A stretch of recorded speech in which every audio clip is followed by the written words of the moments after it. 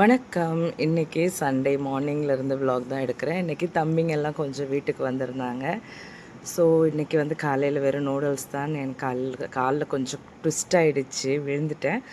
But evening hospital போகலான்னு planning. So காலையில் பசங்களுக்குமே வந்து உளுந்தங்கூழ் வந்து ஆற்றி கொடுத்தாச்சு. மத்தியானத்துக்கு வந்து முட்டை கூட்டு வச்சுட்டு பருப்பு குழம்பு தான் வச்சேன். கொஞ்சம் சிம்பிளாகவே இன்றைக்கி வச்சுருவோம் அப்படின்னு சொல்லிட்டு.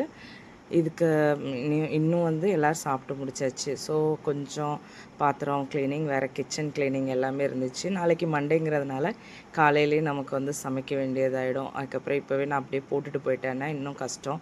எல்லா கஷ்டங்களும் வரதான் செய்யும். பட் எல்லாத்தையுமே கடந்து போகணும். என்னோடய கிச்சனும் க்ளீன் ஆகிடுச்சு. பார்த்திங்கன்னா தெரியும். இனி அடுத்தது வந்து ஹாஸ்பிட்டல் கிளம்பிட்டேன். ஜஸ்ட் ஒரு லைட்டு ஏர் கிராக் தான் சொல்லியிருந்தாங்க. எக்ஸ்ரேலாம் எடுத்தாங்க. மெடிசின்லேயே குணமாயிரும்னு சொன்னாங்க. தேங்க்யூ.